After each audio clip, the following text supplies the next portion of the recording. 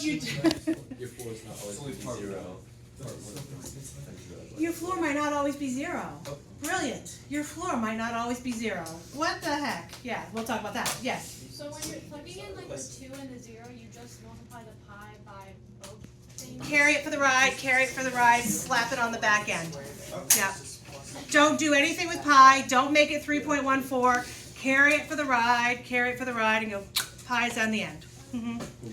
All right. Okay, now, so I think I always start, yeah.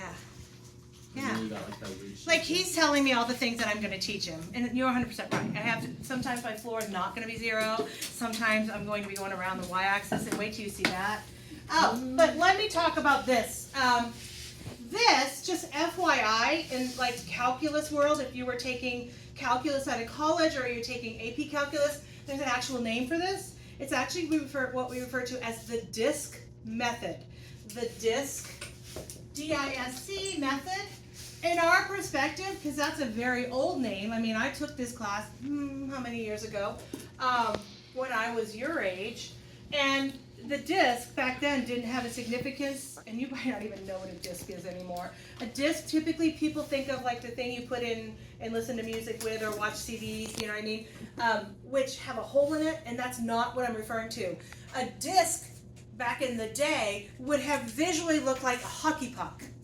So what does a hockey puck look like? It's a circle, but does it have a hole in it? Not at all. It's a solid piece, right? It's a solid piece of whatever. So when I create these little circles and I hold them up to you, they are solid, right? And that's what they're referring to with the pi r squared. Are we good? So if you ever decide to take a next level or calculus or anything of that nature, you can know that that's what they're referring to when you're being taught the DISC method. Okay, so now let's practice the DISC method, maybe a little bit more extensive one, and then we're going to do the next method as well. So we're going to practice this, and the reason why I chose this particular one is, once again, there were a lot of people that lost their brain cells yesterday, and I'll tell you why in a minute. So we are going to have a drawing.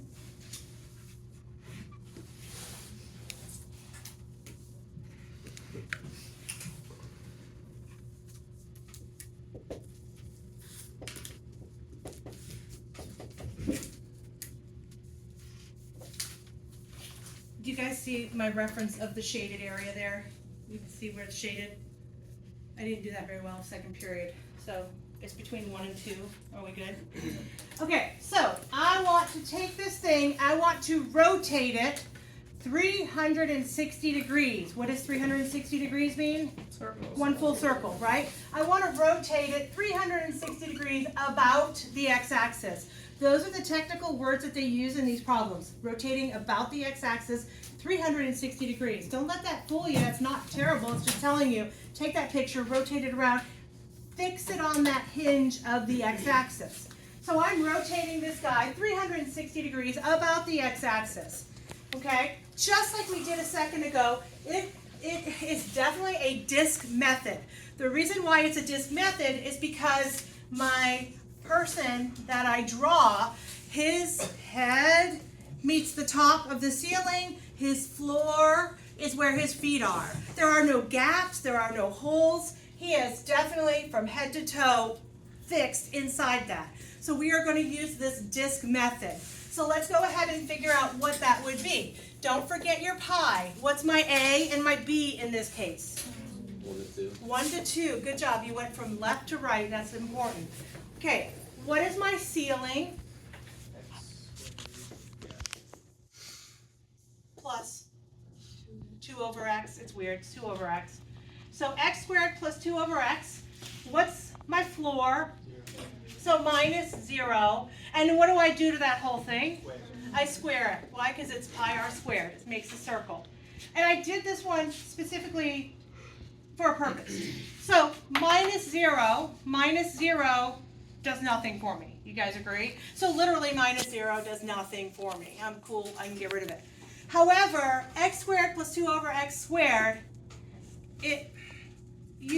what method do you have to do in order to actually algebra this? Foil. You have to FOIL. And we lost our heads yesterday because the foiling was going very badly. It was like, yeah, that's not foil, not today. So let's remind ourselves what foil looks like. It would be taking whatever the contents of that thing inside and literally multiplying it by itself. No, it is not where you take the squared and you bring it into each piece. That's a no-go. When are you indeed allowed to take the squared and bring it into each piece? Does anybody know that answer? Go ahead. Is it when they're multiplied? Absolutely. When two things are multiplied, that two can come into both pieces. If there's a plus or a minus in between, it's a no-go and you have to foil. Please write that down, highlight it, put love hearts around it. It's almost Valentine's Day. You almost made me cry, some of you yesterday. So, are we good so far? We have to foil. Please remind yourself how to foil. So, let's go ahead and do all our algebra first. First times first, in this case, is what? X squared times x squared, which is x to the fourth, feeling the love.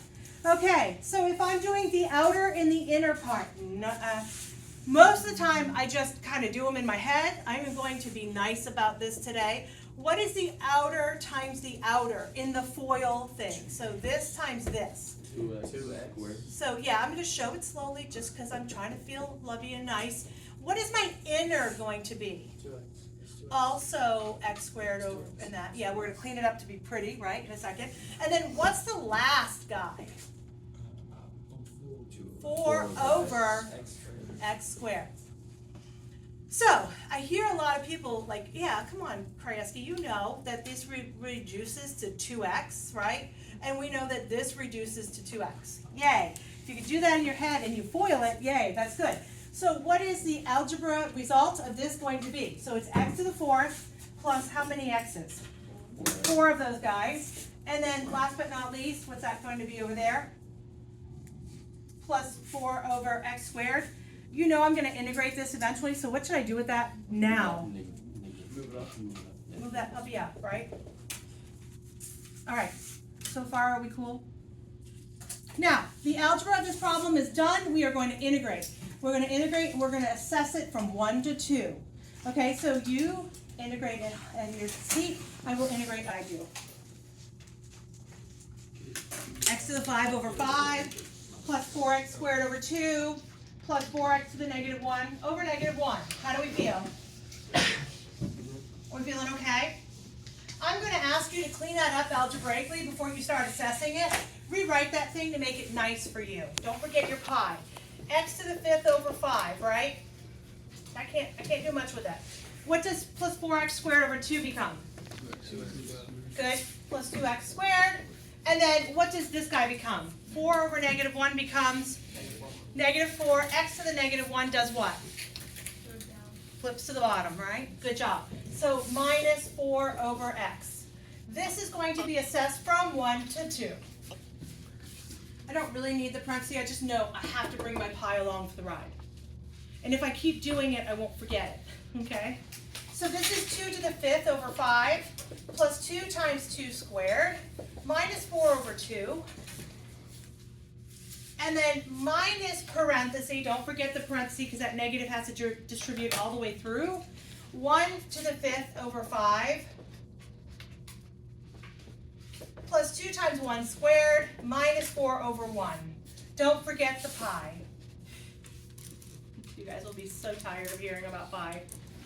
So we have what, 32 fifths plus 8 minus 2 minus 1 fifth minus 2 plus 4. I distributed the negative through as I did the math. Don't forget the pi. So I've got 31 fifths. You guys have calculators that do this for you. I do it in my head. I've got 8 minus 2 is 6, minus 2 more is 4, 4 plus 4 is 8. Don't forget the pi. I get a common denominator of the number 5. My new 8 is going to be 40. So 31 over 5 plus 40 over 5. Don't forget the pi. 71 fifths pi is my final answer of the area under the curve of that beautiful thing between 1 and 2. How do you feel? Should it be minus 40 over 5? Did you distribute your negative? You're gonna distribute this negative through, and it should alleviate that. You have 31/5 minus 8. And you Oh, have, I went up. Oh, I did. yeah, Did I really? yeah. Should it be negative? 8 minus 2 is 6, minus 2 is positive 8. It was just me. It was me. Thank you. Thank you, thank you.